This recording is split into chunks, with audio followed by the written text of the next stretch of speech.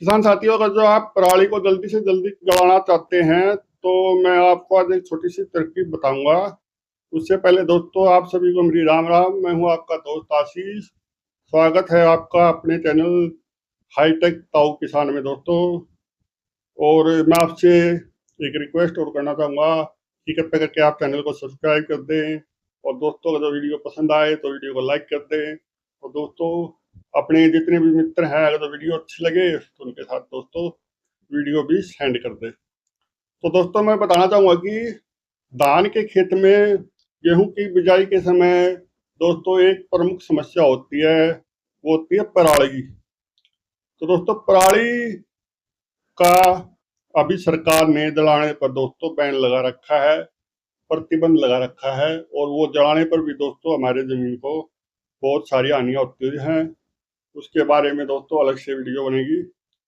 तो दोस्तों, अभी मैं आपको बताने जा रहा हूँ कि उस पराली का आपने जल्दी से जल्दी कैसे गलाना है, उसके बारे में, कि जल्दी से जल्दी कैसे डिकम्पोज करना है, उसके बारे में दोस्तों इस वीडियो में आपको बताने जा रहा हूँ।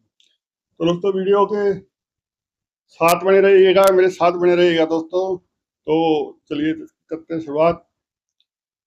तो दोस्तों, दरअसल पराली की समस्या जो है वो समस्या नहीं है। ये पराली हमारे खेत के लिए दोस्तों बहुत ही एक अच्छी चीज है, जो कि हमारी जमीन की उपजाऊ शक्ति यानी कि उर्वरता को बढ़ाती है। लेकिन दोस्तों, उसको कैसे बढ़ाना है उसके बारे में मैं आपसे आज चर्चा करने के लिए आया हूँ। तो सभी किसान साथियों को मैं कहना चाहता हूँ कि अगर जो आप पराली को जल्दी डिकम्पोज करना चाहते हो, जल्दी उसको गलाना चाहते हो, तो दोस्तों आपको जो है वो जो पराली है उसको जमीन में दबाना होगा पहले तो। जुताई करके या बाई करके दोस्तों, एर्रो से, टिल्लर से, सॉरी एर्रो से, टिल्लर से, और जितने भी ये अपनी सुपर सीडर आते हैं दोस्तों, उसके द्वारा अच्छी तरह से जुताई करके उस पराली को दोस्तों खेत में दबा देना है।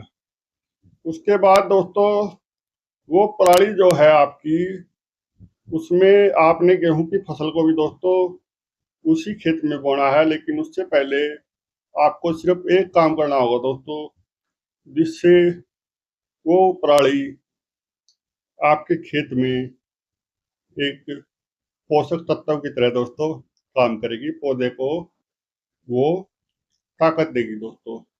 दरअसल दोस्तों, मैं आपको पहले बताना चाहता हूँ कि पराली की जो आमतौर पर जो डिकम्पोजिशन यानी कि गलने का जो समय होता है दोस्तों, 45 से 50 दिन के बीच में होता है।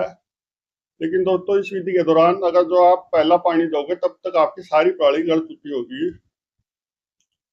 और दोस्तों, वो पराली के अंदर आपको बताना चाहूंगा, जो हमारी खेतों में पराली होती है, उसके अंदर दोस्तों नाइट्रोजन की मात्रा भी होगी, उसके अंदर फास्फोरस की मात्रा भी होगी दोस्तों, उसके अंदर पोटाश की मात्रा भी होगी दोस्तों। यानी कि कुछ मात्रा में अगर जो हमारी सारी पराली गल जाती है दोस्तों, हमें कुछ मात्रा में यूरिया भी मिलेगा उससे, कुछ मात्रा में डीएपी भी मिलेगा, और कुछ मात्रा में दोस्तों में उसमें पोटाश भी मिलेगा। लेकिन उसके उसके लिए हमने दोस्तों ये तरकीब जरूर अपनानी चाहिए, जो मैं आपको बताने जा रहा हूँ। तो दोस्तों, वो पराली न केवल गलेगी बल्कि आपकी मिट्टी में एक तरह से घुल जाएगी दोस्तों, और आपके पौधे को ताकत देगी दोस्तों। तो उसके लिए क्या करना है दोस्तों, आपको पराली को गलने के लिए दरअसल नाइट्रोजन की जरूरत होती है दोस्तों। अगर जो नाइट्रोजन चाहे तो वो पराली नीचे आपकी जमीन से नाइट्रोजन लेगी। अगर जो आपकी भूमि में नाइट्रोजन की काफी कमी है तो उसमें भी दोस्तों पराली के डिकम्पोजिशन में काफी समस्याएं आती हैं, और गेहूं बोने के बाद दोस्तों आपका पौधा भी बिल्कुल कमजोर रहता है। तो दोस्तों, आपने सिर्फ एक काम करना है। अगर जो आप अपने खेत में डीएपी खाद बुआई के समय अंतिम जुताई पर प्रयोग कर रहे हो दोस्तों, तो डीएपी के साथ दोस्तों आपने लेना है 25 से 30 किलो यूरिया। या दोस्तों 25 से 30 किलो यूरिया लेना है आपने डीएपी के साथ। और जो डीएपी नहीं मिले तो आप टीएसपी बोओगे, तो टीएसपी के अंदर दोस्तों नाइट्रोजन की मात्रा शून्य होती है। उसमें आपको मैं बताना चाहूंगा पूरा कट्टा यानी कि 45 किलो यूरिया टीएसपी के साथ लेना है दोस्तों। और रही बात सिंगल सुपर फास्फेट की, सिंगल सुपर फास्फेट में दोस्तों नाइट्रोजन की मात्रा शून्य होती है, यानी कि यूरिया की मात्रा शून्य होती है। उसमें भी दोस्तों हमें पूरा कट्टा यानी कि 45 किलो यूरिया लेना होगा। और दोस्तों उसको अपने खेत में अंतिम जुताई के समय गेहूं बुआई से पहले दोस्तों बिखेरना होगा। यहाँ पर ध्यान देने योग्य दोस्तों बात क्या है कि आप अगर यूरिया का प्रयोग अपने खेत में करते हैं तो दोस्तों उसको गेहूं के बीज के साथ ना मिलाएं। अगर तो मान लीजिए आप छिट्टा देके गेहूं की बिजाई करते हैं तो उसमें भी आपने यूरिया को नहीं मिलाना दोस्तों गेहूं के साथ में। और दूसरा दोस्तों अगर जो आप ड्रिल मशीन के द्वारा बुआई करते हैं तो उसमें भी दोस्तों यूरिया का प्रयोग नहीं करना है, क्योंकि यूरिया का दाना गेहूं के पास पड़ेगा बिल्कुल और वो दोस्तों गेहूं को नुकसान पहुंचा देगा। जितने भी बड़े बड़े कृषि वैज्ञानिक हैं, कृषि यूनिवर्सिटीज हैं, एग्रीकल्चर यूनिवर्सिटी है दोस्तों, सभी कह रहे हैं कि आपको अगर जो आप 45 किलो तक यूरिया आप अपने खेत में यानी कि 1/3 एक तिहाई मात्रा अगर जो यूरिया की आप अपने खेत में बुआई के समय डाल देते हैं तो उससे न केवल पराली को बढ़ाने के लिए नाइट्रोजन मिलेगी, बल्कि दोस्तों शुरुआती अवस्था में नाइट्रोजन की कमी से पौधा, क्योंकि पौधा दोस्तों उगने के बाद सबसे पहले दोस्तों पौधे को नाइट्रोजन चाहिए होती है, यानी कि यूरिया चाहिए होता है, तभी जाकर के उसमें रंग, फुटाव और दोस्तों उसका तना मोटा होता है। तो यहाँ पर ध्यान देने योग्य यही बात है कि इसमें जो नाइट्रोजन की उपयोग यानी यूरिया के उपयोग की बात मैं आपसे कर रहा हूँ तो वो पराली जलाने के साथ साथ दोस्तों पौधे की आवश्यकता के लिए भी कर रहा हूँ।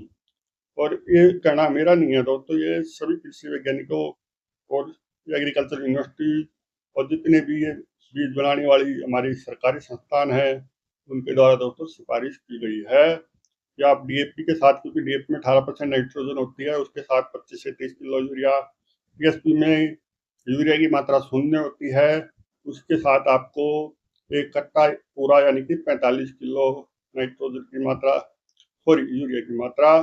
और दोस्तों अगर जो आप उसमें सिंगल सुपर फास्फेट बोल रहे हो तो 3 कट्टे सिंगल सुपर फास्फेट के साथ एक कट्टा यूरिया यानी कि 45 किलो यूरिया। अगर जो आप उसमें एनपीके बोल रहे हो कोई सा भी ग्रेड दोस्तों, तो भी उसमें आपने 25 से 30 किलो यूरिया की मात्रा दोस्तों आपको रखनी है।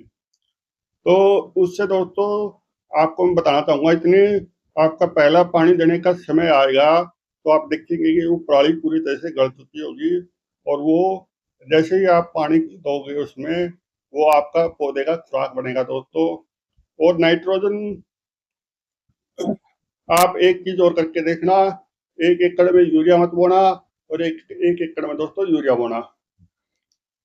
जिस एकड़ में आपने यूरिया नहीं बोया है उस एकड़ में दोस्तों आपके गेहूं के पौधे हल्के पीले रंग के भी हो सकते हैं या फिर दोस्तों उनमें पीलापन ज्यादा भी हो सकता है दोस्तों। और दोस्तों उसमें इतने आपका पहला पानी देने की यानी कि जिसको कुरबा कहते हैं, पहला पानी की अवस्था तक उसमें हरापन भी कम होगा, उसमें फुटाव भी कम होगा दोस्तों, और उसमें कल्लों की मात्रा भी यानी कि फुटाव के बाद कल्लों की मात्रा है दोस्तों उसमें कम होगी।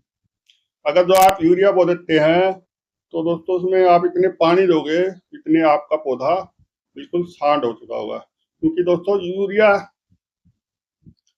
यूरिया की कमी के कारण दोस्तों पौधा धीमे धीमे चलता है, ना ही उसमें क्लोरोफिल बनता है, ना वो आपका जो है पौधा आपका खाना बना पाता है दोस्तों, क्योंकि पराली को भी नाइट्रोजन की आवश्यकता होती है गलने के लिए। जो नीचे भूमि में जो अतिरिक्त जो आपके नाइट्रोजन रखी हुई है, पड़ी हुई है एक तरह से, वो पराली यूज कर रही होती है। तो दोस्तों ऊपर से अगर हम नाइट्रोजन डाल देंगे तो पराली और भी ज्यादा उसको प्रयोग करेगी और जो बचेगा उसको हमारा पौधा अपने खाना बनाने की फोटोसिंथेसिस की प्रक्रिया में दोस्तों उसका इस्तेमाल करेगा।